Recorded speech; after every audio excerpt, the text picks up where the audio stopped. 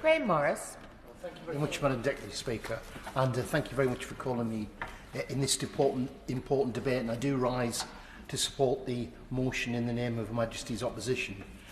Residents in my constituency, in the Easington constituency, are experiencing a cost of living crisis, as are the constituents of all members in this House.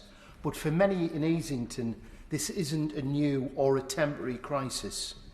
We only need to look at food poverty and the normalisation of the use of food banks, many of which have been overwhelmed after a decade of Tory policies. In 2010, the Trussell Trust distributed around 40,000 emergency food parcels. Compare this with last year, when over 2.5 million parcels were delivered.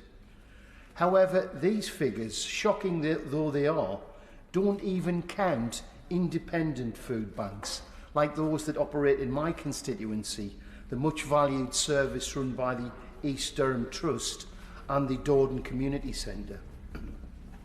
These figures that show the exponential increase in food bank usage are a sign of economic failure.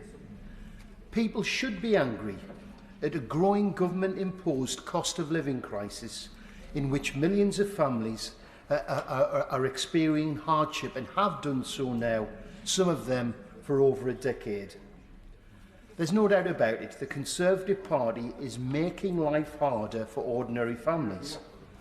And as many members on this side of the House have said, poverty and policies that lead to increases in poverty and growing inequalities is a political choice. And it's a political choice that the government party have made in this case.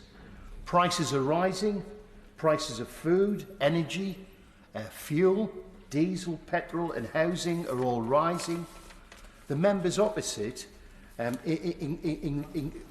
were all elected on a promise not to increase taxes, and that includes national insurance contributions, which I understand the Prime Minister himself personally signed off. Now, Madam Deputy Speaker, we do know the Prime Minister's political promises, whether they're made at the dispatch box or in an election manifesto, are ephemeral. An average worker's income will be cut by over £250 a year due to this national insurance hike. This will wipe out the council tax rebate that ministers have referred to, as well as half of the government's mandatory energy loan. The majority of my constituents will not see the benefit of capping social care costs because of the relatively low value of their properties. The government's policies make the poorest pay to protect the assets of the wealthy and the inheritance of the richest in society. I'm going to come back to that in a moment, if I may.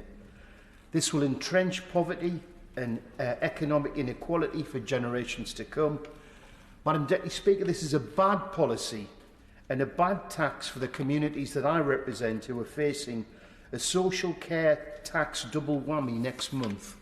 My constituents suffer not only the policies of the Conservative government nationally, but also locally through the Tory-led Durham County Council Coalition and Alliance. And I want to quote the Tory leader of the Conservative group and the finance portfolio for Durham County Council. He said, and I quote, "There's no crisis in adult social care in County Durham.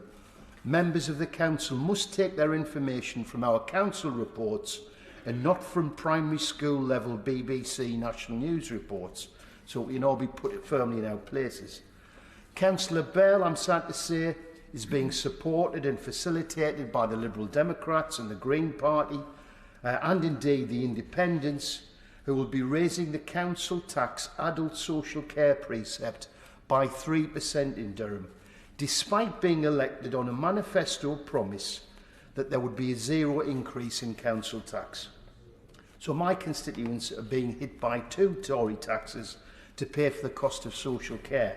I suspect some of the national insurance contribution that we've been discussing today, I'm not sure any of that is going to social care, but we shall see. And I just want to pick up on a point made by the Honourable Member for Sheffield South East and that's the unfairness, the inherent unfairness of council tax. This tax disproportionately hits the poorest living in low-value properties.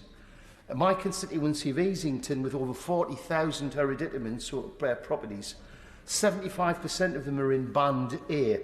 A Band A home valued at £80,000 in Easington is paying around £29.75 a week in council tax.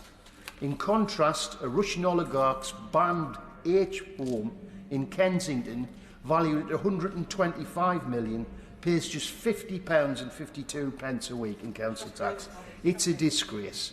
The government have the wrong priorities, and last night's vote on the economic crime bill showed that. We don't need more tax, we need fairer tax.